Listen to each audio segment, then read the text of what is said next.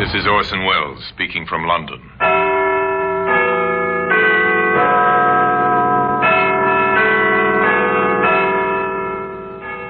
Here in the grim stone structure in the Thames, which houses Scotland Yard, is a warehouse of souvenirs. A warehouse where everyday objects, a hammer, a suitcase, a shirt button, all are touched by murder.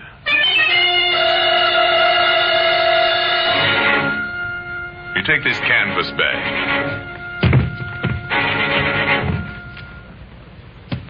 This canvas bag might give us a lead, sir. What's that writing on it, Sergeant? It's the name of our local merchant, J. Gregory, Northampton. Well, today, that canvas bag can be seen in the Black Museum.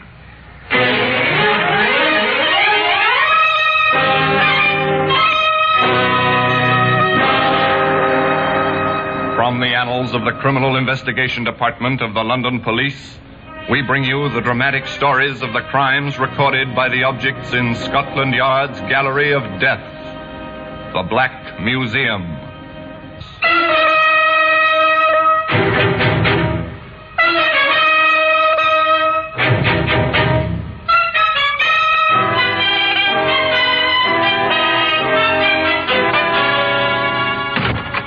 Well, here we are in the Black Museum. Scotland Yard's Museum of Murder.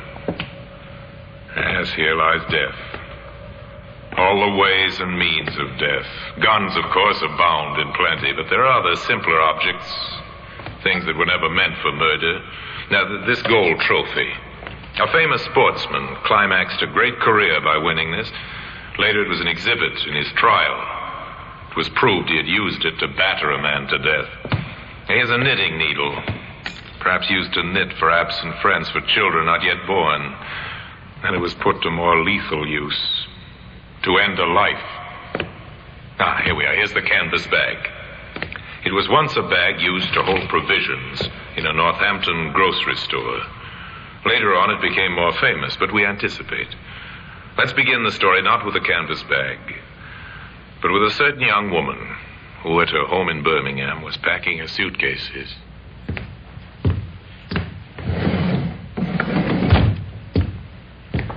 Here's another dress, Mary. Oh, thanks, Mother. And your slippers.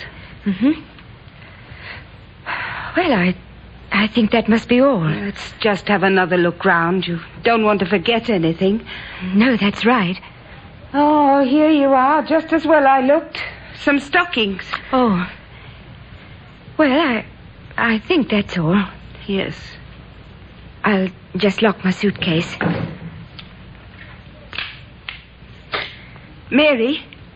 What, Mother? Are you sure you'll be all right? No, of course. It seems such a strange arrangement, you going all the way to London alone. But what's strange about it? Tom's working in London, saving for our passages to Canada. He can't come to fetch me. But travel all that way alone. Oh, Mary, let me come with you. No, Mother.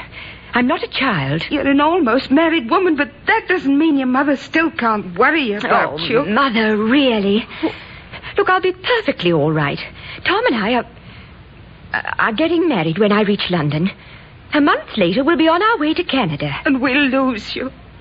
It's so sad. You'll write as soon as you reach London, won't you, darling? Yes, of course I will. And don't worry, please. I'll be all right. A girl leaving home to get married, an anxious mother. Nothing very new about that. Except that the girl never went to London. The following day, her train arrived in Northampton, where she was tenderly greeted by a charming man some years older than herself. Hello. Here I am, Mary. My dear Mary. Oh, darling. I've been waiting here for a moment. I thought you... What, that I might have deserted you? Hardly, my sweet. Did you have much trouble with your family? Yes, a little. Dad was anxious, and you know what Mother is. She worries terribly. Yes. You told them the story about meeting Tom in London. And they believed it. Oh, good. Oh, darling, it's wonderful to be with you. Come, Mary, I found lodgings in St. John Street. Oh, good. But listen, since you've told your parents you were meeting Tom Reynolds in London, we might as well continue the deception, eh? How? Well, to the landlady, you'll be Mrs. Reynolds. And I, of course, shall be Mr. Reynolds. It might be better if you called me Tom.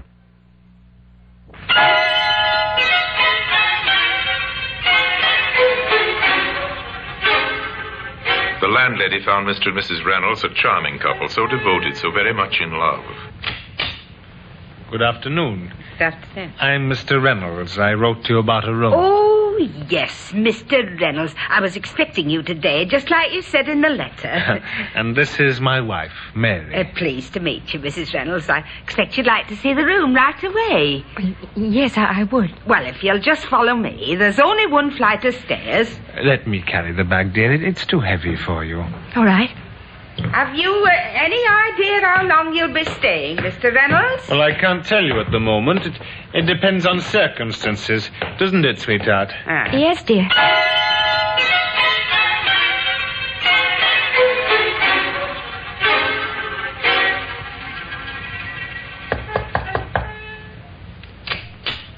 Why, it's Mr. Reynolds. I didn't know it was so late. Well, my wife's asleep, Mrs. Marsh. I thought I'd just pop in to tell you that we're leaving next week. Leaving? Uh-huh. Well, isn't that rather unexpected? I was talking to Mrs. Reynolds only yesterday, and she said... Yes, but you see, I've had some news from friends of mine in Canada. In Canada? Yes. We're going to Canada, Mrs. March. Oh. We're leaving from Liverpool next week. Oh, that will be nice for you, Mr. Reynolds, and for your sweet wife, too. Yes. Oh, but there is one other thing. Huh? I'd be very glad if you wouldn't say anything of this to my wife. You see, she's not quite sure that she really wants to go to Canada, and, well, I think it'll only upset her if anyone talks to her about it. Of course. I wouldn't breathe a word, particularly since you've asked me not to. Thank you so much, Mrs. Marsh. We'll be giving up our room on Friday. Uh-huh. I'll arrange for a car to call for the luggage early in the day.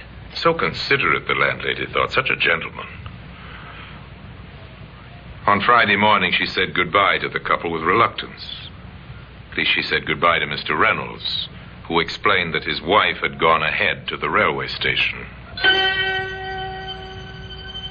But even the nicest of lodgers are only a passing memory in a landlady's mind, and she might never have thought of the young couple again if it hadn't been for the events that occurred some weeks afterwards. On the high road from Rugby to Northampton, two men were walking home after work. Well, Bat, what do you think of the team's chances on Saturday? They wanted to be better than last week, eh, Sam? Yeah, I should say so. Hey, look down there in the ditch beside the road. What do you see? Oh, wait a minute. Oh, it looks like a canvas bag. Well, there's something inside it. Well, what's that all over it? Lime, isn't it? Oh, probably a dead dog. Come on, I'll buy you a pint. Hey, ain't no dead dog. Bert, look, will you? An arm. I can see it plain. Oh, crikey. Come on, Sam. This is for the police. The local police recovered the body and Scotland Yard was summoned. Inspector Courtney, accompanied by Detective Sergeant Finlay, arrived in Northampton. They met the doctor who had conducted the post-mortem. The body was that of a woman, Inspector. Have you any idea of her age, Doctor? Youngish. I'd say in her 20s. In height, a little over 5 feet. Slight build. And in what state was the body? Dismembered and partially decomposed. And the cause of death? Have you any idea about that? There's no way of telling, Inspector. The only thing you can take for granted is that she was murdered. The yard men had a dual task there. They had to track down the murderer, but first and foremost, they had to find out who had been murdered. They set out to examine the evidence. This canvas bag might give us a lead, sir. Yes. Now, what's that writing on it, Sergeant? It's the name of a local merchant, J. Gregory, Northampton. Yes, the name's clear enough. Luckily, the lime didn't rot it away. As I'd say it was meant to, sir. Yes, I'd say so too, Sergeant. I think we'll call on Mr. Gregory. Was this a lucky break early in a difficult case? It seemed not. For when the London detectives interviewed J. Gregory in his Northampton warehouse, the merchant could give them little help. Yes, it's my bag, all right, Inspector. No mistaking that, but how did it get in there? Well, we thought you might be able to tell us that. Well, I assure you I can't. These canvas bags are used for transporting groceries between this warehouse and my several shops in the town. And they're, handled by your employees? Yes. Are they ever given out to the public? Oh, no, they're not. Were you aware that one was missing? Well, hardly, Inspector. I have upwards of 100 of these bags and a lot more to do than count them. Yes, of course, yes. But now, you understand the gravity of this situation. Yes. A woman has been found dead. Murdered. Murdered? Her body wrapped in one of your bags. Inspector, I can only assure you I know nothing whatever about it. At this stage, Mr. Gregory, not knowing the identity of the murdered woman, the bag is our only clue. Now, you do appreciate that? Yes, of course. Sir, that I'd like to talk to one of your employees who might have handled these bags and who might have been in the position to take one or even give one to somebody else. Inspector, I'll see to it my staff are available. Thanks. As a matter of fact, you can begin with my warehouse manager, my own brother. Oh, yes, thank you, yes. Wait, I'll get him. George? Huh? George, come here, will you? Presently, the obliging Mr. Gregory returned with his brother, the warehouse manager. He, too, was courteous and polite to the detectives, and only too ready to answer the questions they asked him. Now, where do you live, Mr. Gregory? In Birmingham. 7 High Street, Birmingham. And, are you married? Yes. Wife and 2 children. And you live at home? Well, sometimes I stay here at the warehouse. You know, because of the distance involved in travel, you understand? Oh, yes, perfectly. Now, tell me, have you ever lent or given anyone outside the firm one of these canvas bags? Well, I don't like to mention it, but... Well, go on, George. Tell the inspector whatever he wants to know. Did you give away one of these bags? Well, yes, as a matter of fact, I did, John. I know it was against regulations, but... Well, a tramp came in one day asking for some scraps of food, and... Yes, and... Well, I felt sorry for him. You know how it is. Yes, quite. I gave him a couple of tins and, a canvas bag to carry them in. Sorry, John, but that was the only occasion I have given one away. Now, could you tell me, how long ago would this have been? Oh, well, I suppose about 6 weeks, perhaps a bit longer. I'm afraid I can't remember the exact date. Well, thanks very much, Mr. Gregory. I don't suppose you can help us in this matter of the murdered woman. I mean, you've no idea who it might be. Well, none whatsoever, Inspector. I'm sorry. Well, thank you very much indeed, gentlemen. Good day to you. Good day. The inspector left the warehouse deeply disappointed. It seems that the trail led nowhere. For the inspector believed this story of the tramp that George Gregory had told him. There's no reason why he should not have believed it. But today, evidence that proved the lie can be seen in the Black Museum. Orson Welles will be back with you in just a moment.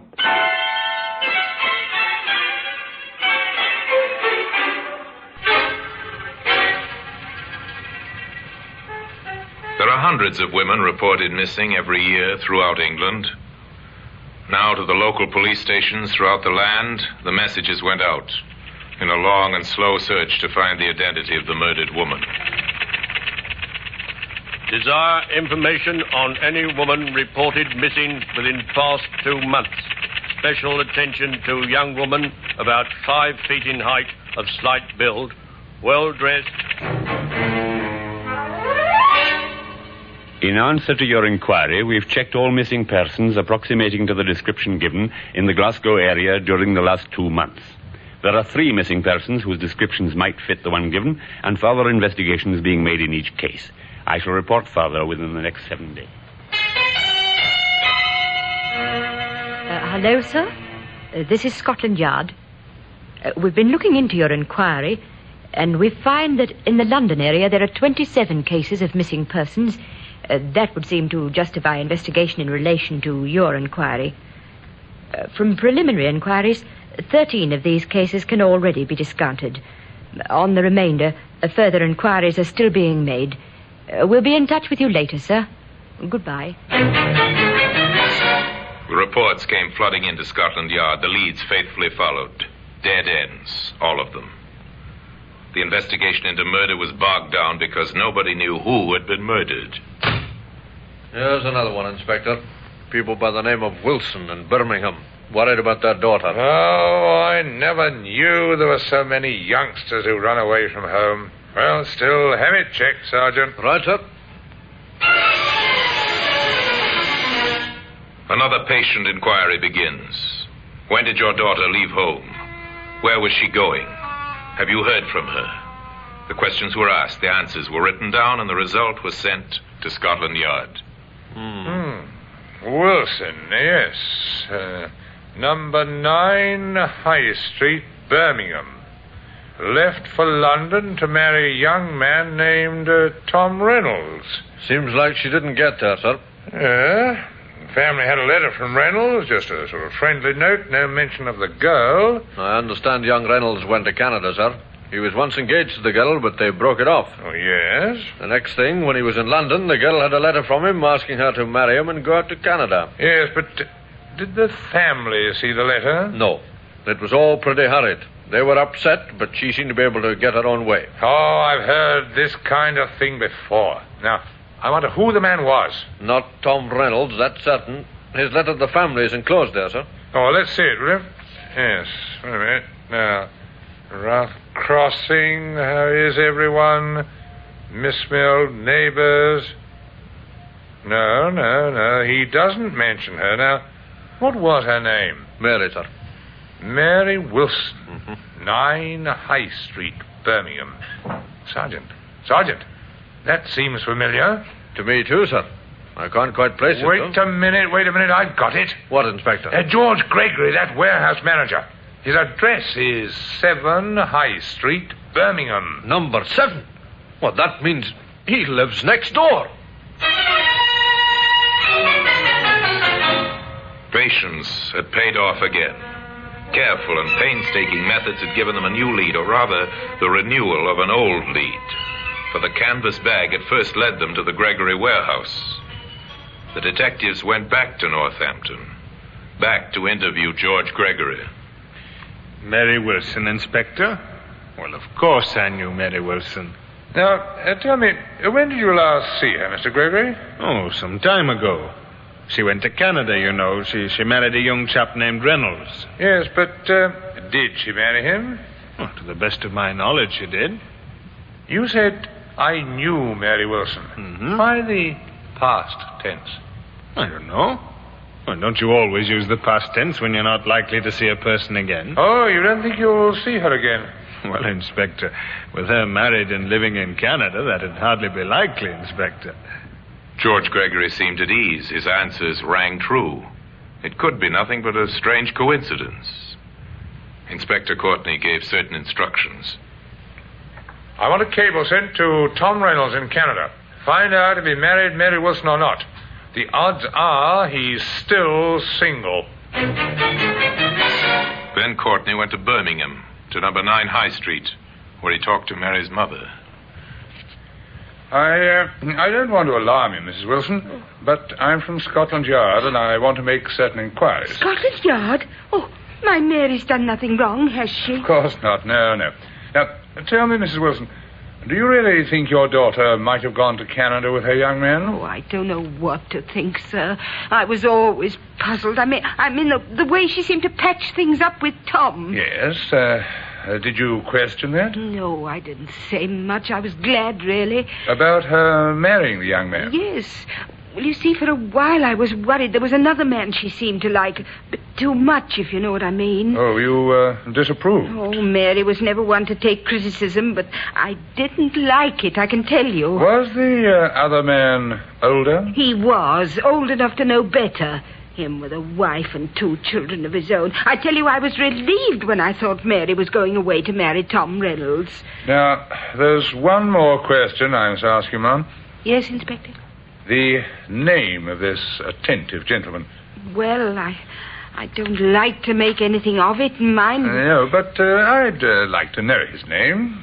Well, he happens to live next door, and his name is George Gregory.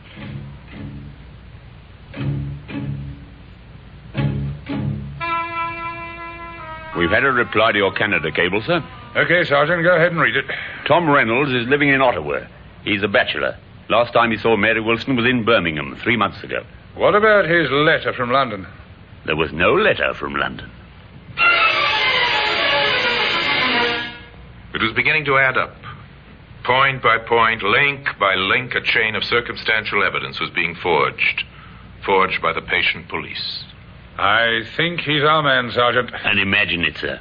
He's been here under our noses since the very first clue you picked up. Yes, the canvas bag led us right to him. But we haven't tied it up yet. What's the next move, sir? Mary Wilson left for London to meet Reynolds. Or so it seems she told her parents. Yes, it seems more than likely, sir, that they came here. So they must have lived somewhere, she and the man she met. Now the detectives went through the town, front streets and back streets, fashionable hotels and cheap boarding houses. They went wherever there was a sign, rooms to let. Well? We're from Scotland Yard, ma'am. We're inquiring about a young couple who might have stayed here some, 6 weeks to 2 months ago. No, not here. Only take regulars. Had all my boarders for the past 12 months. Thank you, ma'am. Sorry to have troubled you. They ran the whole gamut of landladies. The suspicious landladies, the mean, the garrulous landladies, the kind, the generous, the curious. Then in a lodging house in St. John's Street, their work paid off.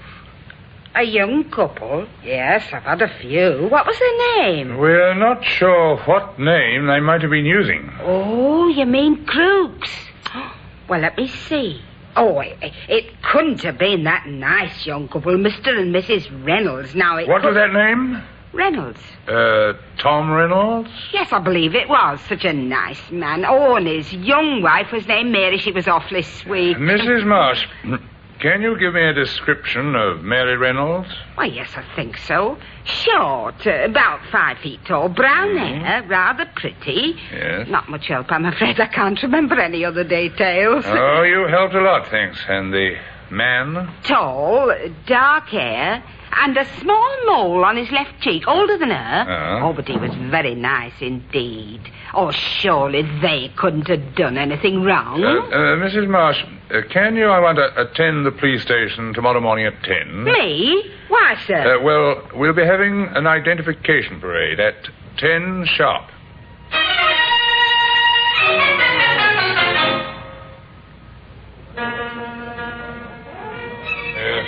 All right, quiet, everyone. I've got together a group of 8 people, Inspector. Thank you, Sergeant. Mrs. Marsh, I want you to try and identify the man you knew as Tom Reynolds. All right, Inspector, but really, I know he and his wife went to Canada. Nevertheless, if you don't mind, just walk slowly down the line and examine each man. Eight men.